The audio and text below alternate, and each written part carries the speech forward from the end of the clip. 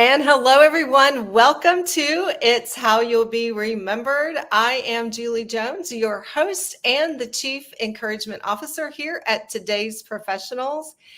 And today with me, I have Sandra Lews, Chef Sandra Lews, I might add, with Life at the Table. Sandra, thank you so much for joining us today. You are welcome.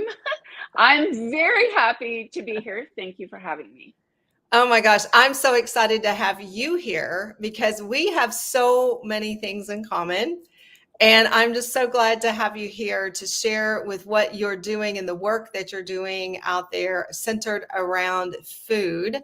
But first of all, I have to say we met networking. That's that's Yes, we that's how did. we're connected. Most of the people who come on with me every week are people that I have met networking. We were connected through Paul Maynard, who's a good friend of both of ours, and he is known as the Relentless Networker, and he's a great connector of people. And so we met probably 10 years ago. Yeah. Because I remember sitting at Starbucks 10 years ago, and it was the first time that we'd ever come together face to face. We were just trying to figure out, I'd started my business, you'd started yours, and it sounded like there might be some synergy. And I remember your enthusiasm and excitement when it came to this business. And you said, I have an idea, and it's going to be called Life at the Table. Share with us today what that idea is and how 10 years later you are still going strong. Absolutely. So before I went to culinary school, I worked in corporate America 20 plus years, and I raised two girls by myself during my time in corporate America. I did training and development, I did sales. Once I got them into college, I was like, I'm like going to change up my life. So I sold my house, put everything in storage, and went to culinary school. And I had this dream of teaching people to cook, but teaching people to cook for a purpose. And that purpose was simply to create community at home around the home dining table. So that really was the spur, it was the motivation, it was the inspiration. All of those years that I spent at the table with my own children, raising them as a single mom and cooking most of our meals on the Right? weeknight. Now, I can tell you, I was not a perfect mom. We went to pizza every Thursday night, hands down. That's what we did. That's okay. But I know, right? But the rest of the time, I cooked. They helped me in the kitchen, and then we had a meal. And I mean, the rest is history. I just cherish those years so much. Those years were so important to me as a person individually, to them as people growing and maturing. And so I wanted to share that with people. Oh, So life at the table that's what it's about. that it's such a great concept because at the time that you and I were talking, this was 10 years ago, we were talking about how people don't sit around the table anymore. And I just started my etiquette business, and people were just calling me left and right. Can you come do a dining etiquette tutorial for us? Because we don't know how to go through a meal. And so it's like, why are we not sitting down together anymore? Because really, you can save money, you can control the ingredients that go into the meal. You actually can prepare a meal, and you've proven this to me, quicker at home than going out for takeout. And it's better food, Absolutely. better, and not only that, look at the relationships that are built with your Yep. family or whoever you're eating with. It could be a business meal, but you're building relationships, you're creating memories, and guess what? You're You happier. are happier. Yes. Absolutely. So it is cheaper to eat at home than to eat out. And you can make your taste buds dance. You can adjust those recipes. Recipes are just guides, y'all. That's They right. are not step programs, they are You don't guides. just follow it. Mix it up however you want, save money. But the most important part is feed body, soul, and spirit. at the table. Now, I can tell you that some people who may be watching are like, well, I'm single and I don't like to do, and I'm like, Yeah. I'm single now, right? I've been single for a long time. But I'm going to tell you, cooking a meal for myself, and there's a way to scale those things down. Cooking a meal for yourself is one of the most important activities you're going to engage in, whether you're a table of 1 or 10. And so, Yes. just a quick story, my power went out last week with all those big storms in Dallas. I was not able to cook for myself for about 4 days. And I'm going to tell you, that was one of the things I missed the most about being in the dark in this house, was cooking for myself. Now, Yeah. I shared some meals, but it's not the same, right, as cooking for yourself Hmm. and feeding yourself well. It's such an important activity. We talked about this. One of your purposes is health and wellness. And we've talked so much over the last year or so about how we are all learning about the dangers and the long-term health benefits of processed foods and the ingredients and the oils that we use and the ingredients that go into our food. And it seems like, and maybe it's just my bubble, I don't know, but people are becoming more and more aware of that. So you're not only creating food that's healthier for your body, that's going to help you live a more healthful, productive life, long life, but you're also feeding your soul, because there's something about the creation of that meal, especially if you do it with somebody. You're in the kitchen together. It is a relationship building, and you're just Yes. feeding your soul. It's transformation. Cooking is all about transformation. It's about taking all these individual ingredients and bringing them together in a unified whole that elevates that dish, whatever it is that you're making, to a point where none of those ingredients individually could ever have gone there.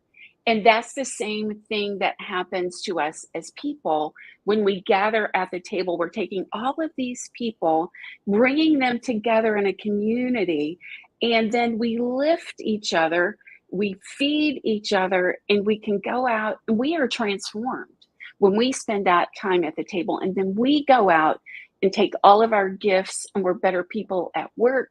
We're better people just in general, at the grocery store, the bank, the gas station, and we're better people at home.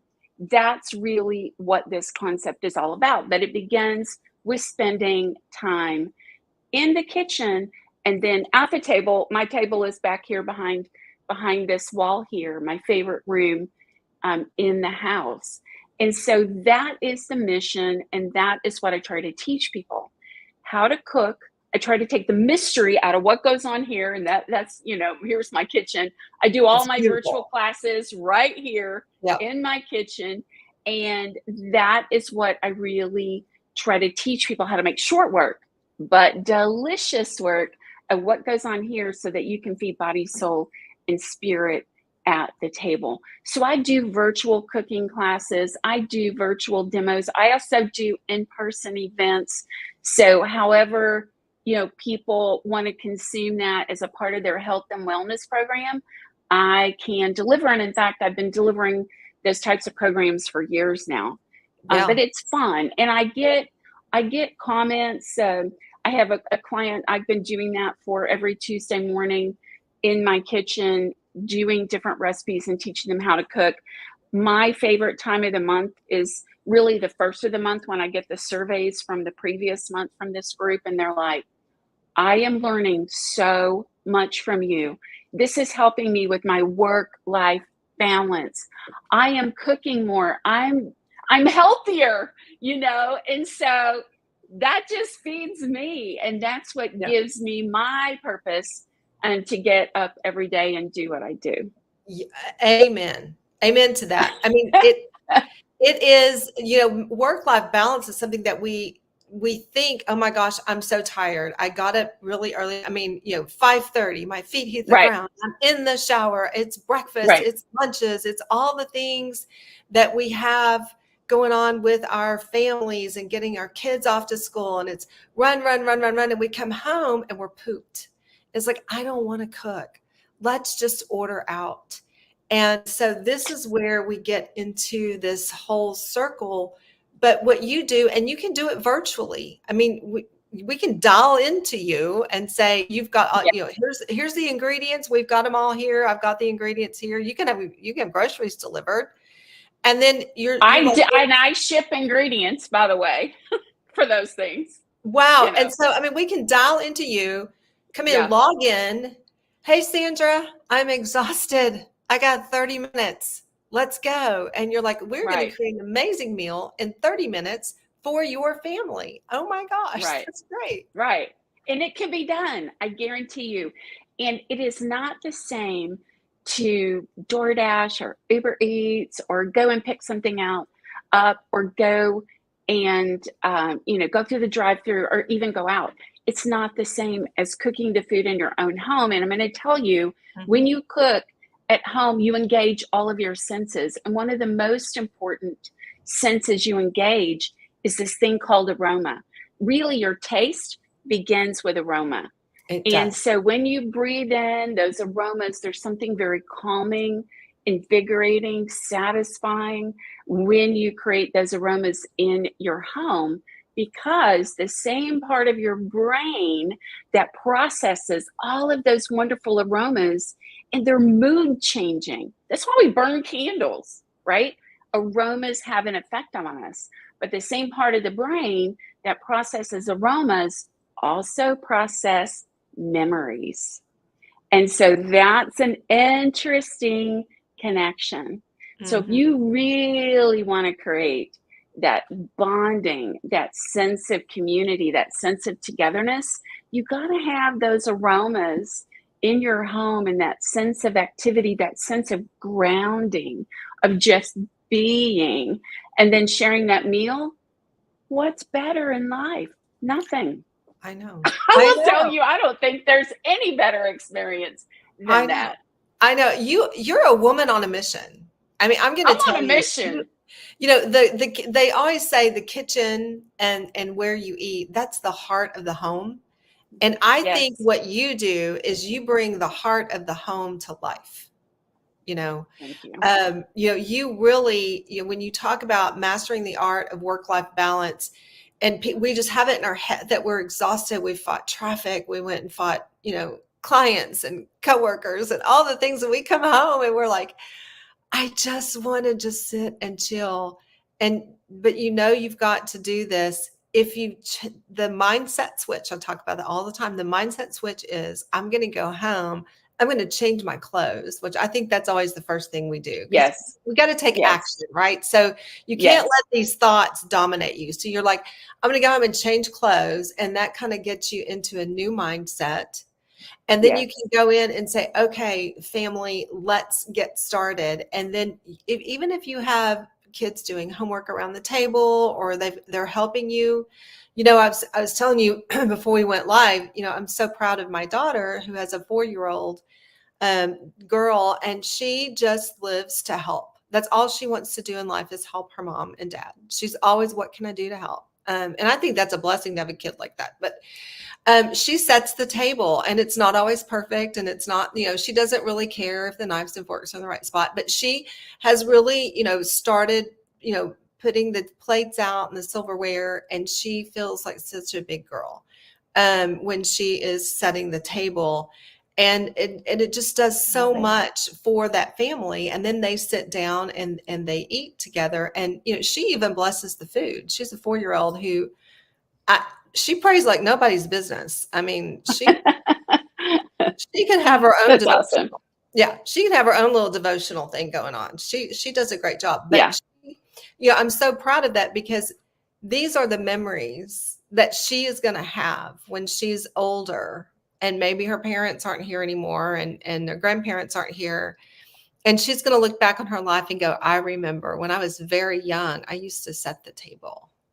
Mm-hmm. Oh, they're going to remember. And it's so important. It just warms my heart, because that's when we should be training our kids, not when You think, oh, well, they're big enough now to grab the plates out of the cabinet. No, let them help at beginning at 2 years old. Here's your fork, go put it on the table. And that's how I trained my girls. They were 2 and 3 when their father and I divorced. Life happens. But I, from that very earliest moment, would say, here's your fork, go put it on the table. And then, of course, it progressed Yeah. through high school. They're cooking, in high Mhm. school. Not everything was great, but they cooked, they Yeah. cleaned, they participated. And those are some of our fondest memories are Yeah. of sharing the table together. Yeah. Yeah. Yeah. So, what do you say about those people who are like, well, I never really cooked before. I never really, I don't really know. Like, what do I do? Because life Yeah. at the table is about helping those people who are afraid. Right. Absolutely. Here is the deal with just a little bit of skill, tiny bits of knowledge that anybody can acquire. Anybody can put a meal on the table that will knock your socks off. The problem is in the history of our culture, we have lost a lot of those, basic skills that would allow us to be able to do that in the evening. Other things have become more important than simply feeding ourselves. So, with just a few basic skills and the ability to be fearless, you can put a meal on the table. Absolutely. Anybody can do it. Plus, I mean, you do have to have a little pantry of some ingredients, and you got to have some fruit and veggie, nothing that you are going to, screw a top off of or pop out of a box and cook. But I'm talking from scratch ingredients, super simple. Anybody can do it. Even a rat. Remember Ratatouille? Yes, I love that Even a movie. rat, even a A rat rat can can do do it. it. So, So, yeah, and if a rat can do it, you can do it. you can do it. So I know one time, so I have a fear of making things I've never made before that seem hard, and so you made mushroom risotto, and and you made pan-seared salmon for me one time, and I was like, oh my god, that sounds so hard, that sounds so fancy, like, come on, Sandra, let's just go grab something, which is not the thing that you want to say to a chef, right? I Let's do. just go, I do enjoy eating out. I mean, I do. Every now and then. Every yeah. now. And she's like, but Sandra's like, I don't want to pay money for that food because I can make that food. And I'm like, well, then you just go right ahead. And oh my goodness, what an amazing meal. And That super simple, right? and I watched you. I just literally, because you said I want you to sit down and not worry about cooking, which is very hard for me not to help. But I watched you make this risotto and I was like, that's it. That's all there is to it? And you're like, "Yeah, it's really easy." I was like, Yeah. "Oh, Yeah. well, It's yeah, the truth. Anybody can do it with just a little bit of skill. But this art of being fearless also translates to us as people, right? Embracing who we are, being bold, right? yes, With just, I know this is going to sound crazy, but for a good portion of my life, I could never accept the fact that I'm a true creative. I love to create. If I could yes, just you do." create all day, not have to worry about anything else, I would be so happy. But Yeah, for a long time in my life, I never thought I was creative. And you know where I got that? Well, my mother always said it about herself. She never said it about me, but she would always say out loud about herself, well, I'm just not that creative. And I thought, and I took down like, well, if my mom's not creative, how can I be creative? yeah, we have I to am watch what we super say. creative, Yes, and oh I have my gosh. I have raised two really creative daughters. So I think for us as people, we just have to be bold. We got to be bold in believing we can put a meal on the table at night, but we can be bold in just who we are and accepting that, Mhm, right? mhm, And then being fearless. We have to put mhm, all those naysayers right behind us. mhm. And our biggest naysayer a lot of times is ourselves. Us. Yes. right? Get out of our way. It's what we tell ourselves. We got to get out of our way. Mhm. Being bold, right? Being fearless, and then you got to be filled. I don't care if you're bold, you've really accepted who you are, you're going to go out there and make it happen, you're fearless. But if you don't have a community of people um, that you are connected with, it's hard to feel that sense of fulfillment in life. So you Mhm. got to have all three of those elements. Yeah. Gosh, so, you know, we've talked about dialing into you, getting help with, getting cooking because, meals can be very simple. It doesn't have to be hard, right? It can be something very simple. So don't overthink your meals. But you also have a great clientele with corporations. Like you go in and do Yes. team building events with Yes. companies. What does that look like? Yeah. So I do them virtual and then I do them in person. And we schedule a time to get together. We decide on a recipe. If it's virtual, all of these people, I've taught people on every continent except Antarctica. So doesn't Wow. matter where you are. I can ship you a box of ingredients. So everyone is in their own kitchens. They've got a box of ingredients, and we get on a Zoom and we cook together. They end up with a beautiful meal, and we laugh and talk and just talk about cooking and things like that, just like we were all in a kitchen together. And then I Wow. do that same type of experience in kitchens here in Dallas, and of course, Have Kitchen will travel, but Right. just people together, and it's just something we know as people inside of us that these are things that bring us joy. And so you have that experience in a kitchen face to face, and either way, it's a wonderful time to bond with your coworkers, and then you get something wonderful to eat. How What great could is be that? wrong about that, right? Right.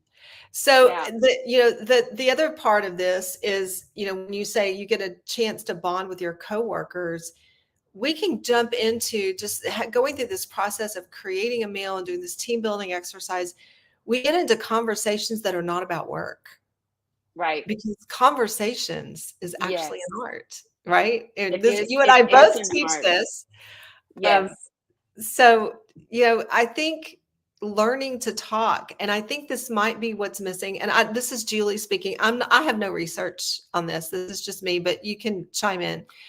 I think the reason that we struggle today with conversations and why small talk is so hard is because tech has really taken over our world. We have generations of children now who've Yes. been raised with technology, and we're not sitting down to the table and we're not having face-to-face conversations. So what happens when we grow up and we're in situations where we have to go out and meet people and we have to go out and build relationships with people and we have to go out and bring business in and sell ourselves, we don't really know how to do that because we don't know how to have conversations. I agree. I think the art of having a conversation at the table is an important skill for everyone to have, not only in the home setting, which I don't think people really know how to have conversations at home.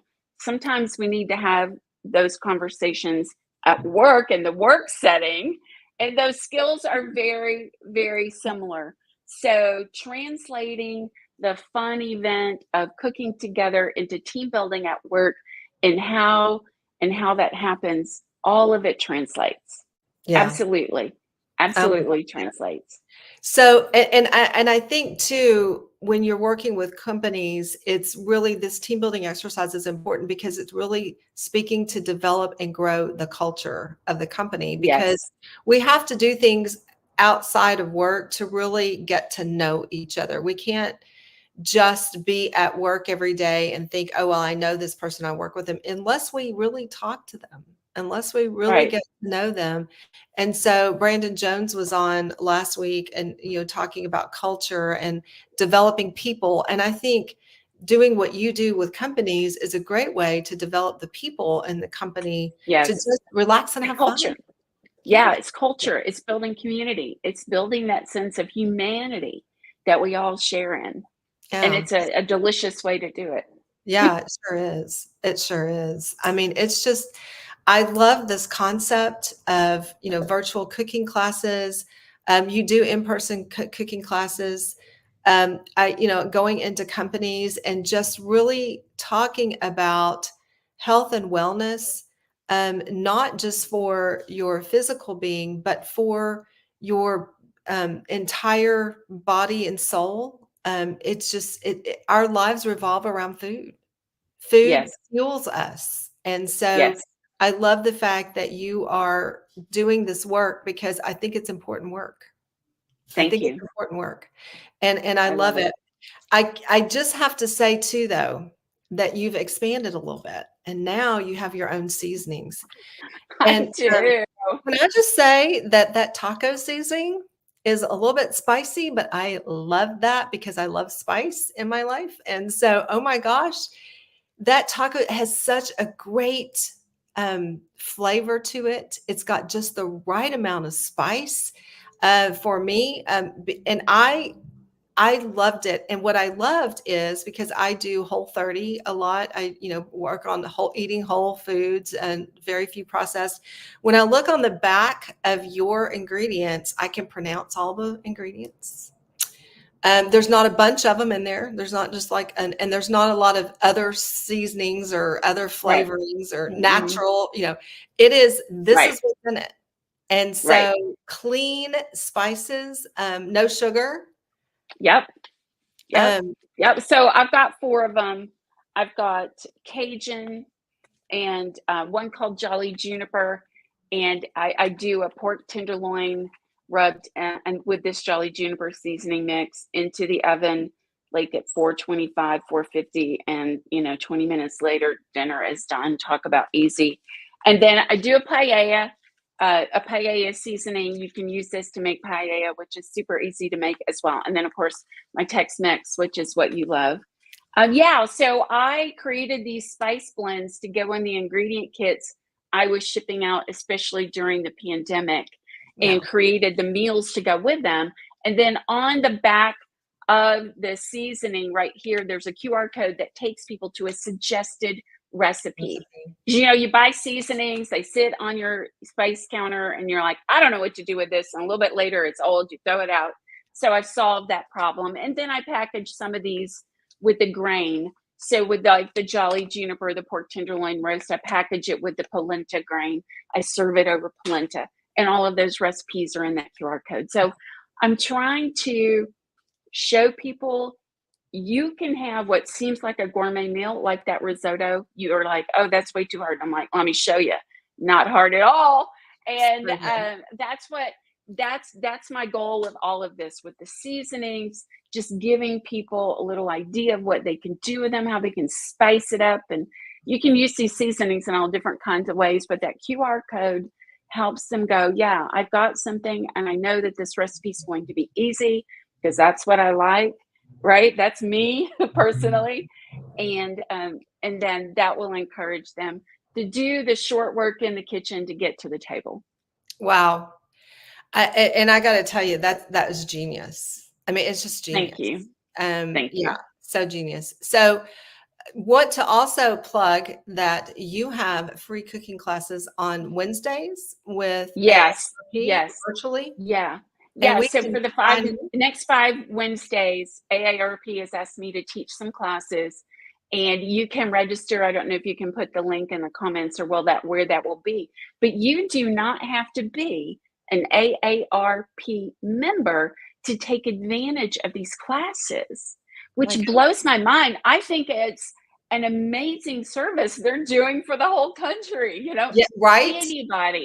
Anybody can register for these. They're all virtual. You're not cooking along with me, but I will teach you always in every single one of my classes the how to's, the techniques, the tricks, the things you need to know, so that not only can you replicate the recipe I'm showing you, but you've learned some things then that you can keep and do and expand on your skill set in your own kitchen.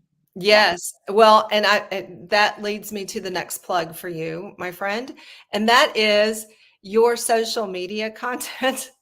I caught one of your videos and you're like, this is how you use a knife. I was like, you taught me something. At my age, I've been using a knife and doing it wrong. And you're like, this is how you do it. And they're just quick little reels. You have a YouTube channel. Is it Sandra Lewis or Life Yes, at the Table? it's life at the table. Life Yes, at the Table. And you've got you've got Instagram, Facebook. yes. Uh-huh. Are you on TikTok as well? No, no TikTok, and I'm on Twitter, but I haven't. Or sorry, not Twitter. I'm on X, X, but formerly I Twitter. haven't Yeah. formally Twitter. I don't engage with that platform too much. So Okay. yeah, So let me just tell you, Sandra, this has been amazing. I will put the link for the AARP classes in the comments as soon as this is over. And I cannot tell you how fun this has been. Thank you so much for your time today, thank you. for being here, for sharing your vision about let's master the art of conversations, work-life balance. Let's be fearless and be brave, and let's get around the table. Let's do life at the Yes, table. And that's just yes, amazing. Thank you so much. And awesome. Thank you, Julie. if anybody wants to get in touch with you, lifeatthetable.com, by the way. So, Thank you. Sandra, thank you so much for being here. It has been so fun. So fun. All right. Yeah. Till next time. All right. Thank